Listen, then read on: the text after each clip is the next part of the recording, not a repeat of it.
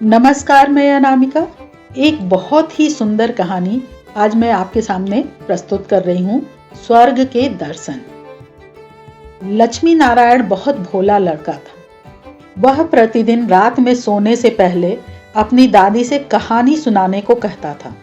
दादी उसे नागलोक, पाताल, गंधर्वलोक, चंद्रलोक, सूर्यलोक आदि की कहानियां सुनाया करती थी। एक दिन दादी ने उसे स्वर्ग का वर्णन सुनाया।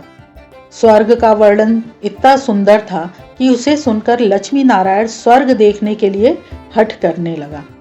दादी ने उसे बहुत समझाया कि मनुष्य स्वर्ग नहीं देख सकता, किंतु लक्ष्मी नारायण रोने लगा।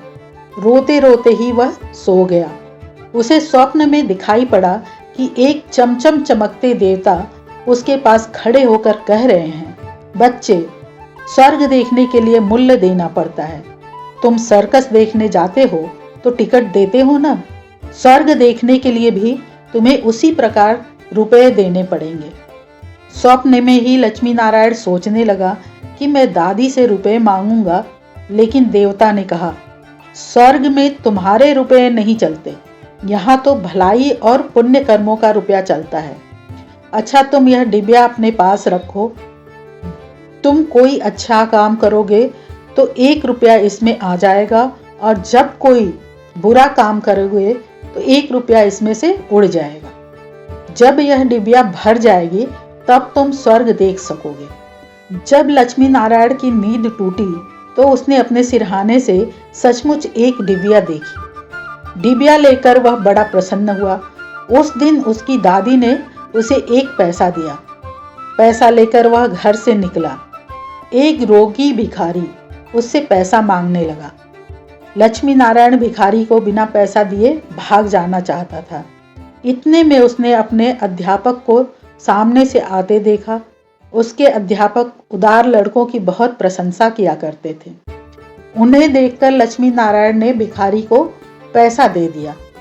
अध्यापक ने उसकी पीठ ठोकी और प्रशंसा की। घर लौटकर लक्ष्मी नारायण ने वह डिबिया खोली, किंतु वह खाली पड़ी थी। इस बात से लक्ष्मी नारायण को बहुत दुख हुआ। वह रोते रोते सो गया। सपने में उसे वही देवता फिर दिखाई पड़े और बोले, तुमने अध्यापक से प्रशंसा पाने के लिए पैसा दिया था, सो प्रशंसा मिल गई, अब रोते क्यों हो?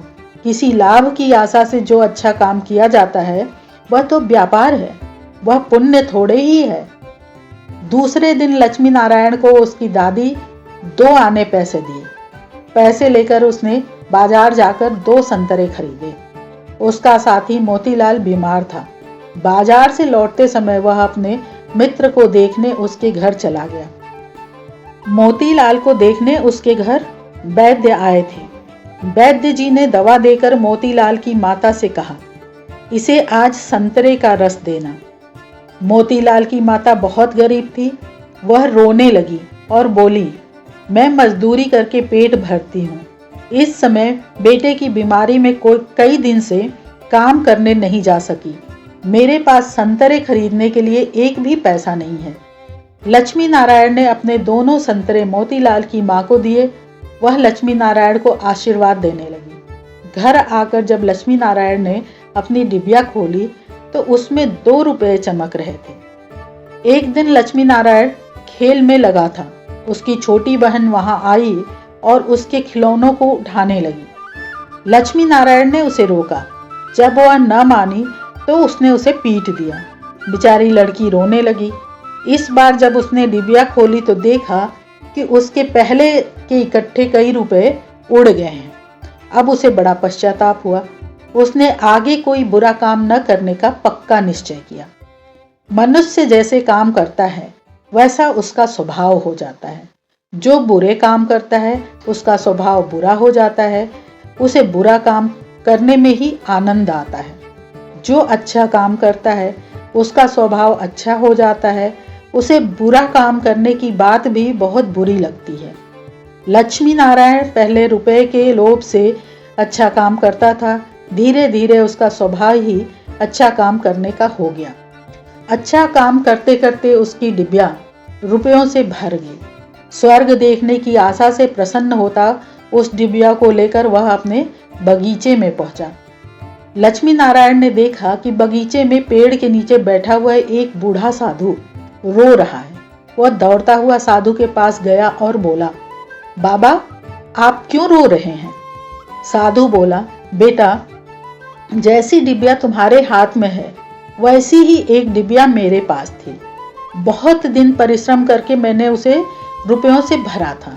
बड़ी आशा थी कि उसके रुपए से स्वर्ग देखूंगा, किंतु आज गंगा जी में स्नान करते समय वह डिबिया पानी में गिर गई। लक्ष्मी नारायण ने कहा, बाबा, आप रो मत, मेरी डिबिया भी भरी हुई है, आप इसे ले लो। साधु बोला, तुमने इसे बड़े परिश्रम से भरा है, तुम्हें इसे देने में दुख होगा। लक्ष्मी नारायण ने कहा, मुझे दुख नहीं होगा बाबा, मैं तो लड़का हूँ, मुझे अभी पता नहीं कितने दिन जीना है। मैं तो ऐसी कई डिबिया रुपए इकट्ठे कर सकता हूँ। आप बूढ़े हो गए हैं, आप अब दूसरी डिबिया पता नहीं भर पाएंगे या नहीं, इसलिए आप मेरी डिबिया ले लीजिए। साधु ने डिबिया लेकर लक्ष्मी नारायण के नेत्र पर हाथ फेरा। लक्ष्मी नारायण के नेत्र बंद हो गए, उसे स्वर्ग दिखाई पड़ने लगा। ऐसा सुंदर स्वर्ग कि दादी ने जो स्वर्ग का वर्णन किया था वह वर्णन तो स्वर्ग के एक कोने का भी ठीक वर्णन नहीं था। जब लक्ष्मी नारायण ने नेत्र खोले तो साधु के बदले स्वप्न में दिखाई पड़ने वाला वही देवता उनके सामने प्रत्यक्ष खड़ा था। देवता ने कहा, बेटा, जो लोग अच्छे काम करते हैं स्वर्ग उनका घर बन जाता है। तुम इसी प्रकार जीवन में भलाई करते रहोगे तो अंत में स्वर्ग में पहुंच जाओगे। देवता इतना कर वहीं अदृश्य हो गए और लक्ष्मी नारायण को समझ आ गया कि किस तरीके से हम स्वर्ग जा सकते हैं और स्वर्ग कैसा है। इसी के साथ मैं इस कहानी को विराम देती हूँ। जय सनातन, जय भारत, धर्मो रक्षति रक्षिता।